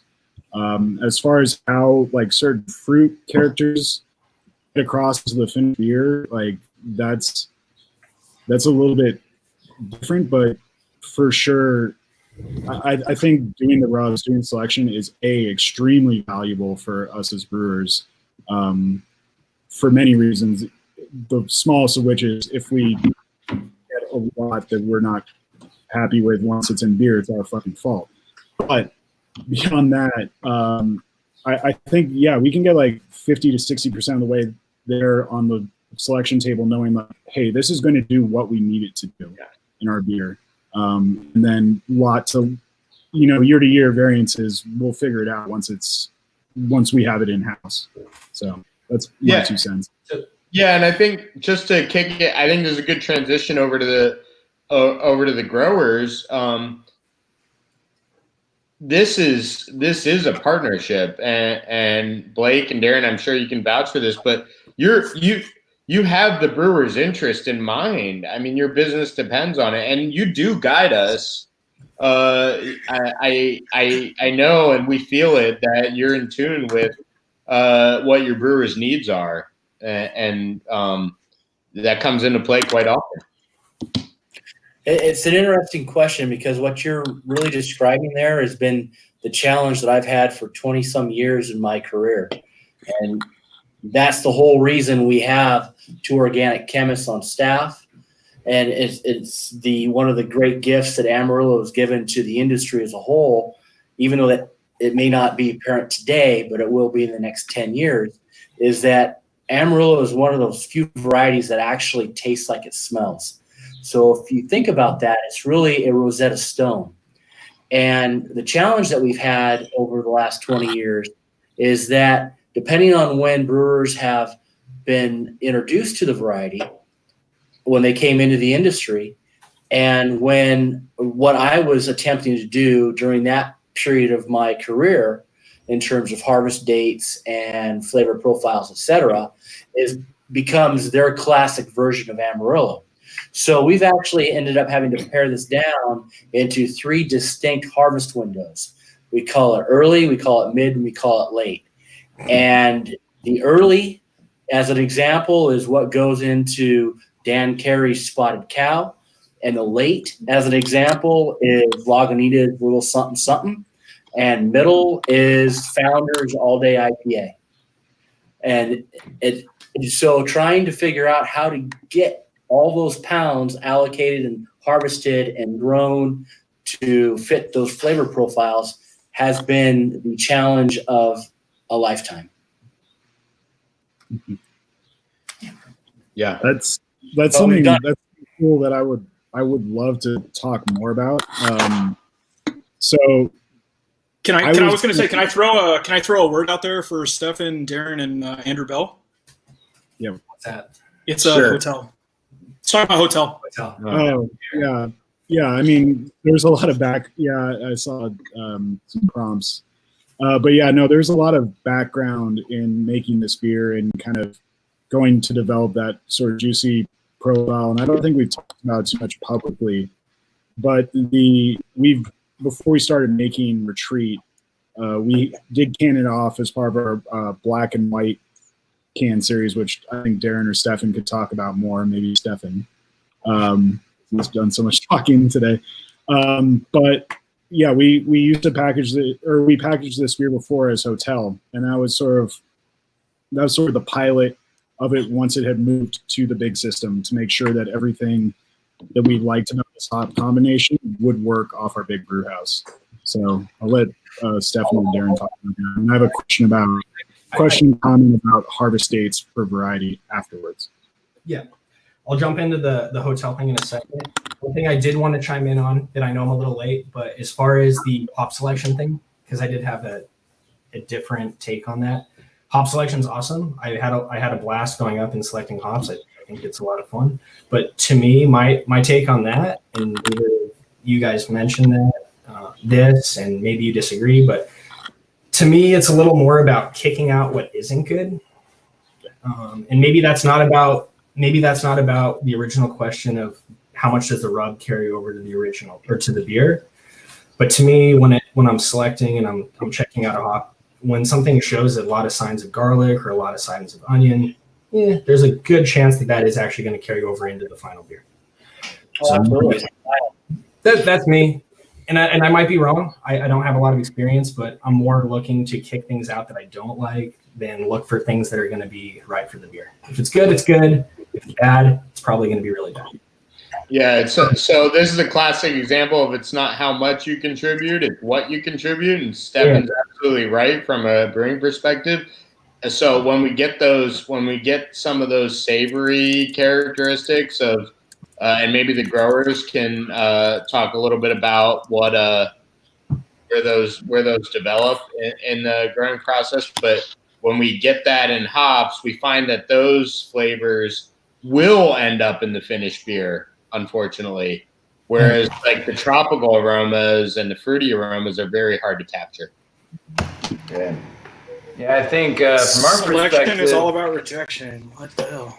Let's Who talk wrote about that? Stefan dropping bombs over I didn't here. see that. Oh, That's pretty deep, man. Selection's all about rejection. Did I say that? it is. That's sick. That's beautiful. said That's that. the most beautiful thing I've heard at least this That's week. why we call it But I've also been by myself. You gotta keep your eyes on this guy. Keep your eyes on this guy. Crosby can say I'm wrong because I really don't know for sure. I don't think they will. They might not say it here, but they I don't think, disagree. One thing I picked up a lot on when I was doing selection is farmers will say OG, OG, OG. Brewers don't say, or breweries don't, it doesn't mean the same thing. OG doesn't mean the same thing, but farmers say OG. Oh, that hop has OG. That meant onion and garlic. Like that carries over into a beer. So Yeah, that's I don't know. DMTS. If you guys have VGF or you can talk about DMTS or pick dates versus DMTS, if you guys think there's a correlation, because I definitely noticed that when I was in New Zealand. Like we were at Freestyle and we went through just one hop lot and it was all from the same farm for like 16 different pick dates. And the ones towards the end that had the higher alpha acids usually had the higher DMTS, which is that onion garlic. You guys want either of you want to talk about that? Yeah, I think typically, I mean, the standard answer is the later a hop is harvested, if it gets beyond kind of its optimal range, is it can have that savory onion garlic, kind of displeasant flavor profile. Again, for some folks, some breweries, that's actually something they're looking for, but a lot of folks, it's really not. And there are variety-specific attributes to that, and we've seen with some varieties, the longer they hang, as we would say, they can actually just kind of change and become a little more complex or evolve. But other varieties, we grow Centennial, for example, and that's a variety that's very, very sensitive to the harvest date. And if we get past, in our area, the Willamette Valley, if we get past, say, the 28th of August, I don't care what year it is, it's you can set the clock to it, the calendar, you're gonna have some negative kind of impact in terms of onion garlic and just cheesy, not a favorable aroma. But other varieties that I'm aware of, even Cascade, for example, can hang quite a long time, and people will harvest it sometimes a couple weeks outside of what I'd say is the traditional window, and it really doesn't have those types of attributes as much. So it is somewhat variety specific. I think CTZ, Columbus, is really probably the prime example we often notice in the industry as being the dank, super, oftentimes OG hop, onion garlic, and it just depends, again, largely on the harvest date, but that's another one that seems to be really, really sensitive to harvest timing and aroma in terms of that savory characteristic. What we've seen, and at least in my experience, is that we actually look for negative attributes when we go out and we test for the harvest timing. And what I've noticed is that the onion garlic comes from stress, plant stress, and you can see that from sunlight in terms of a hot day or like a hot week. You can see it from water stress. You can see it from insect stress. And also at the end of the day, when you start seeing at that point in time, you can also see it from a fertilizer stress. So if you don't have enough fertilizer in the ground and you've held that field for too long and you've basically petered out the food source, then that plant will go into a stress mode. And we've seen that, at least that's kind of what's connected in my brain as a relationship. So for what that's worth. Yeah. So everyone has this like cool ass beer in the can in their hands. Okay. Who would everyone recommend now with everything going on locally? Like who should we look to? We'll take turns. We're going around, but I mean, everyone should pick one person that they would say, like, given the current atmosphere of everything, and then we'll move to open forum. But while we're still on retreat, while we're still kind of focused on this California thing, we've got all these folks around on the West Coast. Like, who would you guys suggest would be the best opportunity for us to us being the beer consumers? What? Wait, what was the end of the question? Repeat the question. I was gonna say, like, who? So to go around, like who? Obviously, we're gonna move to an open forum, but I'm gonna load a question up for you guys first. So we'll take turns going around. Who would everyone suggest that we do support? If everyone had to pick one brewery locally to put out there. What? Obviously. I think. Oh, go ahead. Go ahead, Andrew. Oh yeah, no. Obviously, present company excluded. I would assume with that question. That changes things. I'll let Darren start it off. Yeah, I don't know. I mean, is it weird if I say that's a weird question? Because No, because I'm still trying to process.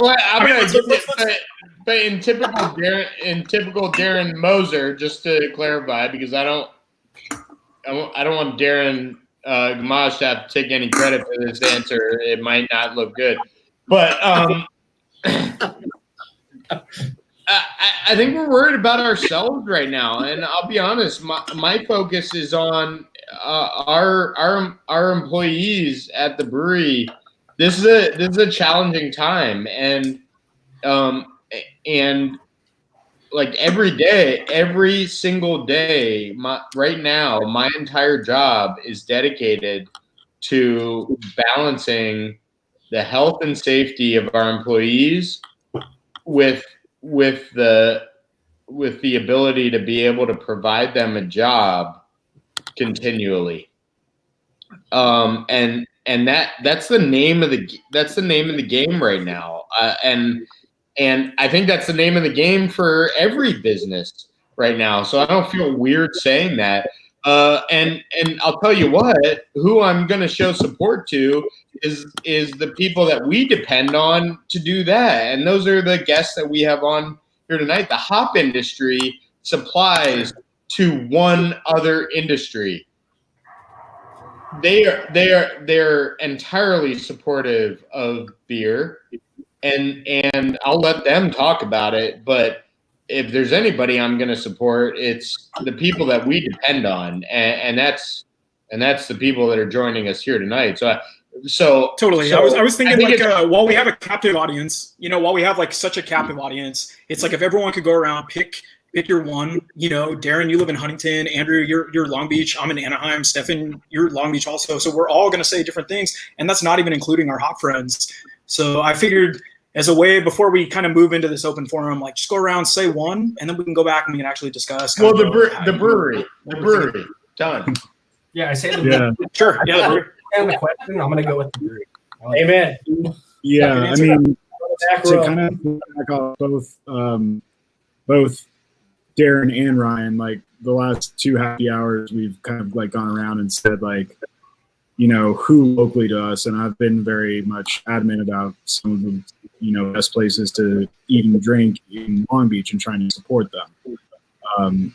At this point, I would say my recommendation is whoever's local to you.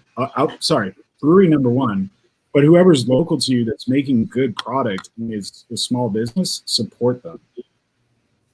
And end of story. Not buy our beer though. Support the local. Support the places you think are making great product and that are local to you, and that when you could go about and go drink wherever you want to, go there. Get what you can from that place. That's VGF, Crosby. If you guys had to each pick a local one or two breweries, who would you guys? Where can people pop in and see the freshest, best stuff you got? Yeah, I mean, I think I'd echo what Andrew said. And there's so many small breweries out there that are relying on direct-to-consumer sales. So any of those breweries, if you support them, you're helping our industry as well, regardless of who they are. But I mean, in Portland, there's many, obviously, and we have several that we work with, of course. And I know some good friends of ours at Barrelick Brewing come to mind. They're doing an awesome job, killing it, delivering beer. So They actually started brewing again today due to the local Portland craft community coming around and supporting their beer delivery program and curbside pickup. That they actually got to, I guess, bring back on board a couple of their brewers and start brewing today. So that's a pretty huge step. And they went all the way backwards and had only a couple of tasting room staff, if not just the owners, giving beer out. So that was awesome. Yeah. Everyone's hustling out there, though. I mean, we see it on social media, and it's cool to see that spirit, entrepreneurial spirit. People are getting engaged. Consumers are engaged, obviously. We've had some customers hit us up saying that things are going better than they expected with some of the delivery and to-go stuff. So, it all helps. Anything that folks can do to support breweries right now, it truly is impactful. Yeah. Cool. VGF, you guys want to pick one or two, and we'll move on to an open forum. What are we thinking? Well, I will have to remind everybody, we do live in a high desert, so sure, absolutely, yeah, absolutely. But who locally? There are people that are tuning in because they are, neighbors of yours. So, Tim. So I've got some idea for Eastern Washington. Two of my favorite ones right now, and know some people that work there. So if you're ever coming up to the Yakima Valley for hop harvest, coming up Columbia River Gorge, and coming up the pass in Goldendale, Donnell Country Ales, they're doing a lot of great farmhouse ales right now. Justin and Jackman are doing really good work, and then Chris over at Bridal and Sunnyside, which is a little south of us in Toppenish, is doing some really great stuff too. And there's great breweries here in Yakima. I think most of the things is that, for me, is that the hops that we do go all over. It is a global product. And that's, and with everything that's going on, and as the reason that we're all doing stay at home and working and, self-isolation and all those things, it's happening everywhere. And so from a global market and a hop that only goes into one thing, which is beer, it's like, we just want people to continue drinking it. I mean, all over the world. I mean, everyone is suffering from it. And so having everyone go out, drink beer, drink more beer, take your beer home, drink it, wherever you're going to do it, because all those breweries need to stay open, and not just for hops, but also just to stay open for their business, because if they're not making beer, they're not going to be able to survive. And that's the part where it's a struggle right now, is trying to see what's going to happen with that. And nobody knows. I mean, we're going to be at this for another month, it looks like here. So yeah, I think, and this is where it makes me so proud. There's been points in my life, when I got out of college and I told my parents, I want to go back to school to make beer. That was a rough conversation, but beer has been a staple for a long time, and I think it's not just beer. It's beer. It's wine. It's fermented and preserved food. It's things that quite frankly are a staple, and I think certain products have a stigma against them, but I think beer will survive. We've seen it survive for 2,000 years, and that makes me proud to be the brewer, the baker, and the candlestick maker. We're gonna be here. We're gonna be here, and we're gonna be here for you. So if you brew and you bake and you candlestick make, where do you integrate Galaxy hops into this? Because people know that we buy them. People know that we. I can't. Andrew. Yeah, I know our Darren's thoughts on them. So sort of maybe not talking about Galaxy itself, but one of the interesting things up until recently is most of the hops that we use in the U.S. we can do select on, go back to the whole selection topic. And recently there have been avenues to where we can select from New Zealand hops as well. One of the places we can't select hops from is Australia, as of right now. And so do you know why? Do you know why? because of HPA. Well, because they blend everything together. Yeah, which is And sort of apparently what NZ Hops is doing forever. Their business model is such that Galaxy. This is the vintage of Galaxy for the year. Yep. And that's what Tim's told.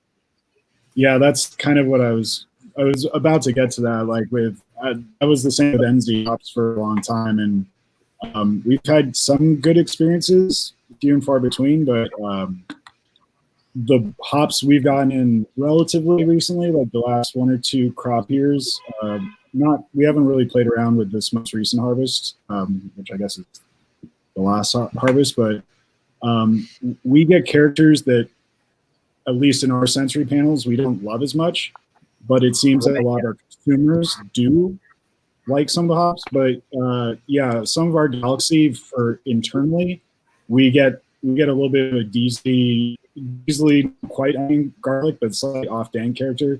I'm personally probably a little bit more okay with that than some of our other sensory panelists.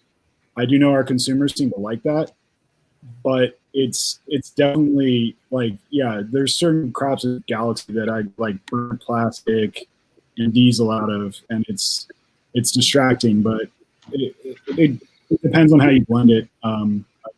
I think if I was speaking for Darren, he would say they're overrated. But yeah, why you gotta put that on me? Yeah, put that on Blake, or I think put that on me. It does go to that selection, like, and as you were saying, other Darren, yeah, it's all blended together, and that's sort of what NZ Hops was doing before some of the other growers who are now doing it, be it Revolution or Freestyle or who knows who's popping up recently, but they were blending together huge amounts of, say, Nelson, and so your Nelson would vary hugely, lots. So I think that does go to the power, like selection does actually matter, whether it translates directly into the finished beer or not. And the fact that we can do selection means we could be buying these very expensive hops from, another hemisphere, and they smell like a tire fire when they get into our beer. Not saying that happens, but yeah, no, lots of Galaxy can be pretty pungent. So that's my. I'm happy. I guess kind of they're overrated. We have a next question's like pretty sick too. So when you guys are harvesting, earlier or later, does it change the alpha level? So we can kind of piggyback this one onto. Yeah, can we go back? Why are we talking about alpha? Why are we keep talking about alpha? It doesn't, like, seriously.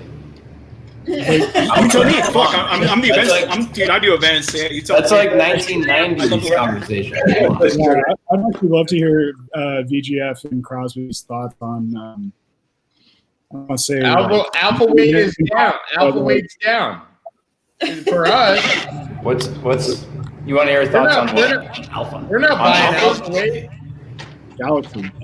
On Galaxy, yeah, that's what I thought. Let's talk about Galaxy. I mean, alpha's kind of interesting, but it's a commodity.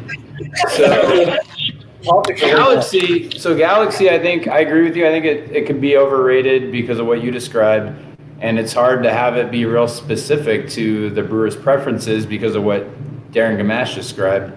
And I also think, if we're thinking about impact and carbon footprint and all that, why are we importing hops from Australia to make beers when we got great hops in the Pacific Northwest? High five. Woo! Blake,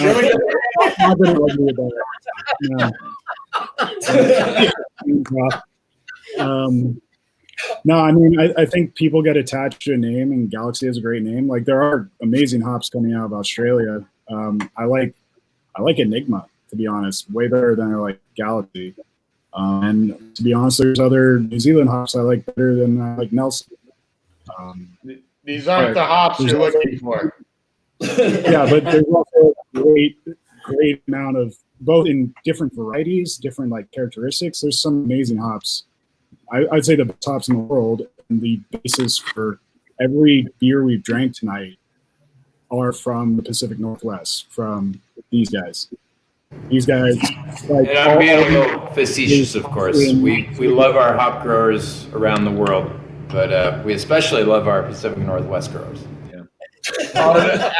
I don't want to sound like a hypocrite either, because I like those German hops too. But that's a different podcast or segment. That's an exchange program. We can get into tasting too. Yeah, we can do that too. Yeah, we can do that too. What is the story behind Columbus versus CTZ versus Tomahawk versus Zeus?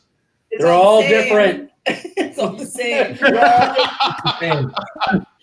CTZ. I'm not a hop. I don't know. Do you like that? All right, let's move on. Right. Legally, they're same. Chemically, they're different. Enough said. Clear as mud. Okay. All right, next question. What do we got in the comments? Any promising experimentals in PN Dub? I know that there are. What do we have to look forward to in Pacific Northwest? I mean, I would like to hear from Crosby and VFG. Like we've done a lot with the Big friendly giant. So I'd like to hear from you guys if they're promising and not a competitor's product. I think that there's a lot of varieties, a lot of selections, I should say, a lot of opportunities out there in the breeding programs. So it's probably definitely more than ever. So I think, without being too specific, there's just going to continue to be a flow of new and hopefully interesting stuff coming to the market, for better or for worse. But that's the way it is. I'm actually pretty excited about it. I think the USDA and the public hop breeding program, they've kind of changed their program a little bit in the last 2 years. And Brian Thote and his wife Judith Thote are managing that through the Hop Research Council, and I suspect they're going to be introducing a series of new varietals at a much more rapid rate than what's been historically the case. I know we volunteered to grow a couple of acres of a numbered variety, and we aren't the only ones that have done that. Do you guys want to talk about the sort of timeline for a new variety development? Because I don't think a lot of people, unless they're very experienced pro brewers or hop growers in our chat, probably know about the sort of timeline involved in developing a new variety and bringing it to market. I mean, from my understanding, it's about a 10-year process, Yeah. generally for it to be bred until them to do enough crosses that they can repeat it. And then once they go there, then they start expanding it. And that's 10 years before it actually gets to a market that you can actually use it more across a lot of breweries as opposed to just test brewing it. So it's very expensive. Like another 10 years, 5 to 10 years before it's commercially viable. Mm-hmm. Yeah, so I mean, think what we were drinking beer-wise 12 to 15 years ago. These So, are like, for example, active. Yeah. well, Cashmere was bred, I don't remember when it was bred, but it was in the 90s. Blake, you know? I actually don't know. I want to say early 2000s, but I don't know off the top of my head. That is fairly quick. But I know Citra was bred at the same time as Simcoe and Amarillo was found. Mosaic, maybe mid-90s, mid-2000s for Mosaic. But the promotion and the growth takes a long time. I remember I walked into the Haas office back in 2001, 2002, and I offered them a distribution for Amarillo. And they had a Citra brochure on the table at the desk where I was waiting at. So, I mean, it's these hops are that old. Yeah. That's pretty incredible when you think about it. That's interesting. Memory? I only Your memory, actually, yeah. Exactly. Your memory is impeccable. Yeah, it's faulty. It's faulty. Hey, everybody! I just want to. I apologize I'm about to turn into a pumpkin. I'm turning into a pumpkin. It's bedtime for my two little babies, and I gotta shift gears towards that. But before I leave, I just wanted to say thank you to Darren and his team at Virgil Gamache Farms and Blake and the team at Crosby. And I mean, this entire project has been a pleasure. And it's been a really fun time to get online tonight, talk to the people that are drinking this beer, that are supporting us, both as hop farmers and brewers, having a couple swigs and doing it right. I just wanted to kind of end on a note of we are operating from a perspective of want to protect our employees from a health and safety perspective.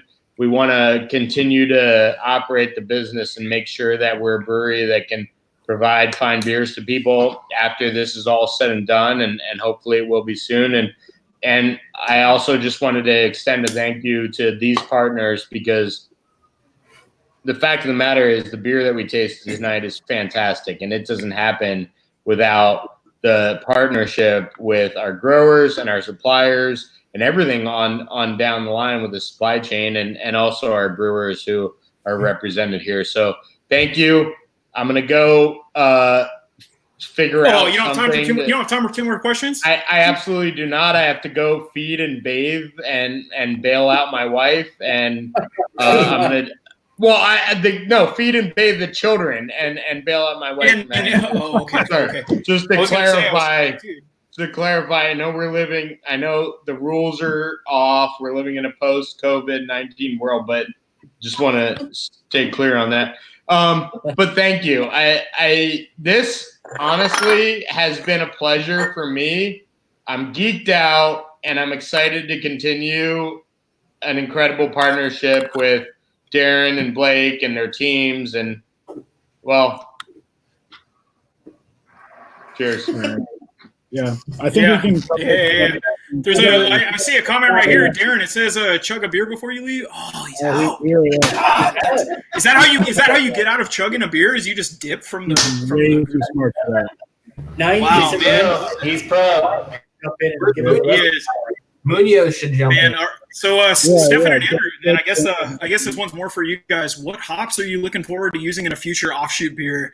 We'll try to wrap this thing up by 7. I feel like we can have room for 2, maybe 3 more questions. Big D's. He's having a great time, dude. It looks like it's sunny outside wherever he's at. 7 o'clock outside almost, but looks like you're in the middle of the afternoon. That's fine. Bell has right here. Bell's got a question. What hops are you looking forward to using in future offshoot beers? Bell. I mean, specifically, like hops we're excited about that are newer. I don't know if that does anyone any good, but we obviously Cashmere starting like 4 or 5 years ago was something that we were excited playing around with, more so as a blend rather than as a hop that can kind of carry things, which that's a whole nother conversation we could have, like hops that can kind of sing by themselves versus ones that work better with others. Strata, again, from the Pacific Northwest, has been kind of one that's been fun. We've seen some variability depending on crop year. Enigma from Australia has been really, really fun to work with. And then as far as like experimentals, one that we've really liked that our Darren's probably going to choke me out tomorrow for saying this. There's an experimental called APT 630. It is really, really, really small right now that we've had to look into kind of sponsoring in order to move forward, but that one's pretty fun as well. So I think even though this question is kind of directed more towards the brewers, this is actually a question that's better suited for the hop farmers too. Agreed. It's coming out, and what should we be looking forward to? Because I know you guys know way more than we know. What do we want to look for? What do you have for us? Blake, you want to tackle that one first since you're on the front line? Okay, yeah. I think as Darren mentioned earlier, there's a lot of great stuff happening with the public program. So forthcoming, there'll be some cool stuff sooner than later there. Obviously, we have Cashmere, which is still very much new and recent. On another note, there's also a hop out there called Strata, which I know many of the brewers are familiar with at least. And that's a variety we're growing here in Oregon now that came out of Oregon State. And also a partnership they have with another hop company called Indie Hops. And that's been a fun variety and pretty excited in terms of agronomics, but also brewer feedback. And then, of course, there's plenty of other private programs out there that are doing some pretty great stuff and interesting varieties. So I don't know everything, of course, that's going on in the industry in terms of new varieties. And it seems like anymore, almost every group that's doing any sort of sales or marketing into the craft industry has something going on behind the scenes with new variety development. So like I said earlier, I think we can only expect to see more and more new and different stuff. And it's going to be harder, frankly, for varieties that exist and also new entrants to compete out there. Sort of like the proliferation of breweries we've seen over the last several years. There's a big burst of hop varieties. And it's exciting and it's cool and you can make fun beers out of them.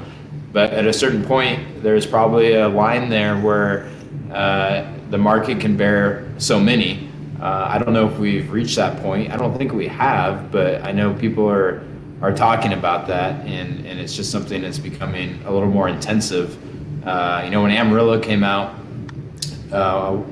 many decades ago, or many years ago, I should say, it was just a different landscape. And then you had Simcoe, and then Citra Mosaic was sort of a second wave. And now we're just seeing everything kind of open up with new varieties being expected on a pretty regular basis. So it's exciting in a sense. It's fun. There's always something new to talk about. So it's not all bad by any means, but it does create different challenges for growers and merchants, obviously brewers as well. And it builds into the consumer base this idea of always wanting that next thing. And it's important that everyone understands that it's not quite like snapping our fingers or waving the magic wand, because there's a lot of work that goes into bringing any new variety to the market. What about the resurgence of something like Oregon Comet, or Comet as a whole? Resurgence, yeah, that's a good one to point out. So is that an offshoot beer? I only have Relax, Retreat. That's on the secret menu. Resurgence. I don't think I have a can for that. You can have that one. So Zach mentioned, in the last 5 years or so, throughout the region, we've seen the Comet variety come into vogue, and that's an old line variety from the 70s.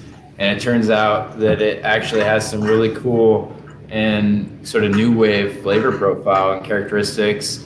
And I'd say, by and large, I think the folks at Sierra Nevada kind of started pushing that several years ago, and then some merchants and some growers picked up on it. And quietly, it's a variety that's found probably a new home, I'd say, amongst craft brewers. But yeah, there's lots of opportunities out there for whether it's old varieties coming back into the limelight or new varieties. Cool. Let's wrap this thing up. I know we keep saying it's happy hour, but it's like the third week in a row that we've done happy hours. So we have a pretty good question from one of our own guys, Keith, who's the production manager at Teru.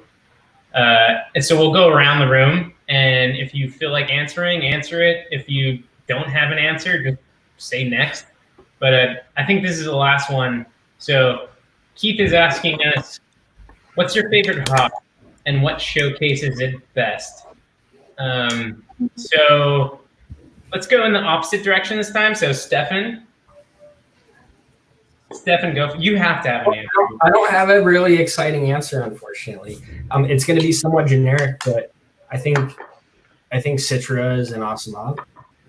I did it for a long time. I think Relax is a great beer. That's my go-to beer. So that's my answer. It's a great beer. Yeah. I like Relax. Not, I think this question. Oh, sorry. Go ahead. I think this question is a much better question for our hop supplier partners here. Obviously, there's a lot of hops that I like that are on the fruitier side of things, be it, I don't know. I don't necessarily have a desert island hop, so to speak. I would say for all of us common folk, dude, like I don't know as much as you do, but like just tell me like what do you a hop in a beer that showcases it? What's a hop where when you see like, oh, double dry hopped with Citra or whatever, like what do you go for? It doesn't have to be a brewery beer. We're all here to support the brewery, but like I'm going to go in a different direction because we've been talking about mostly new world hops tonight. So I'm going to say Saphir from Germany, and I'm going to say Pivo Hills because that's what I want to drink after drinking all this juice. So I'll pass it along to the hop suppliers. Yeah, shout out Firestone.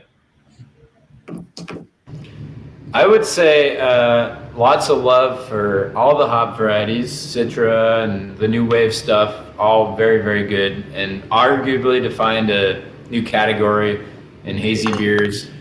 But I think I'm going to throw it back and say when I'm at a bar, tasting room, brewery, whatever, I'm always curious anymore because you see so many Citra beers, you see so many Mosaic beers, Simcoe, whatever it may be, Galaxy, Nelson.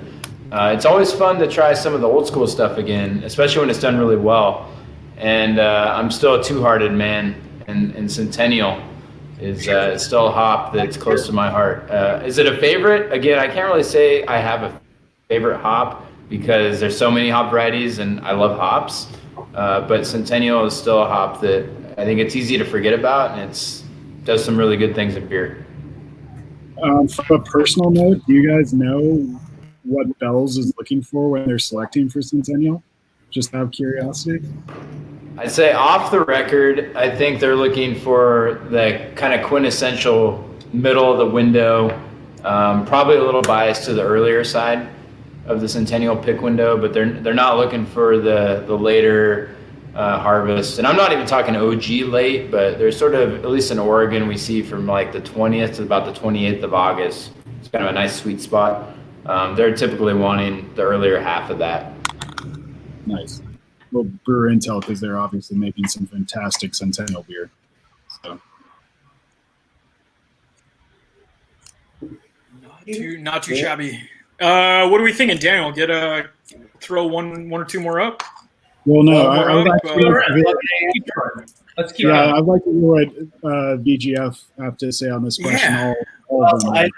Okay, so I'm going to qualify this and say this is my holiday beer. So when I'm on holiday, this is what I like. You don't have to make excuses for what you like. Like we all like. Well, I kind of do because we all like shit that we don't want to put on the screen, but like you can just say what you like. Well, I really enjoy Hersbrucker and Augustiner and the Helles. It is a very nice beer. When I'm on holiday, that's what I enjoy drinking. And so I think it's very well done. So it's not what you think I spend my day doing, but I do appreciate the difference. Chinook all day for me. I was going to say Augustiner Helles is my favorite beer, and you can only get it when you're in Germany and Bavaria, but it's delicious. Yeah. So I've got a couple, or just two quick ones. Favorite ones, I think, on opposite ends of the spectrum, both American hops. But as a home brewer, Citra has been always one of the ones that makes me really itchy. Three Floyd Zombie Dust, that's probably influenced a lot of my brewing. And then in terms of fresh hop beers, Cashmere, I think, is one of the most dynamic hops I've seen in fresh hop beers. And there's a lot of great examples of that last Fresh Hop Festival season after harvest season. Mm-hmm. Awesome, Steph, you got a vote? I'm happy with Hersbrucker and Augustiner. I got very spoiled when I went to Germany a couple of years back, so I really love that. Otherwise, I look for any place that has Amarillo in a beer, and then I always try it. Yeah, I see. If it's on the menu and it says Amarillo, I'm like, Right. I'll try that. Tastes pretty good. Someone mentioned Pliny, and Pliny is always great. Yeah, I think all good answers. I think everyone wants to hear from Ryan, dude. What's your go-to?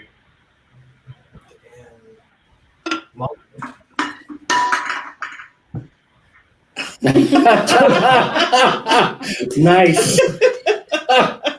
I mean, honestly, like as soon as we started talking Floyd shit, that is the stuff that. So I have a lot of family that lives in Indiana. I was born in Atlanta myself. I have family, all over the country. But my cousins that live in Zionsville, Indianapolis.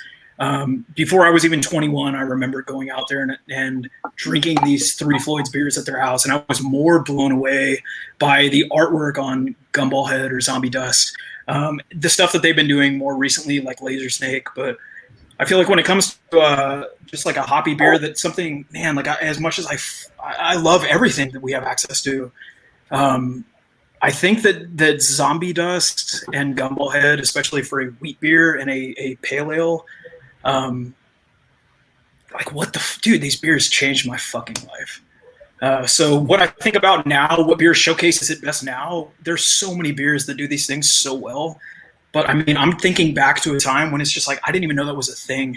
And it's like, wait, hop did this? Like, what? Like, this is insane. Is that an answer? Is that a good answer? Bad answer? I would say Chocolate Rain. Like, I'm not gonna say it is an Amarillo beer. Yeah, isn't Gumball Head still Amarillo? Or initially Amarillo? Gumball Head? Gumball Yeah, Head. it's Amarillo. Yeah. Yeah, It's it's all- Amarillo, so that ties things together really well. Yeah. So on that note, like I would say my favorite hop and my favorite beer that showcases it, but nobody cares about what the marketing guy has to say. So I'm gonna run this cool little graphic, and then we're signing off. So thanks for joining.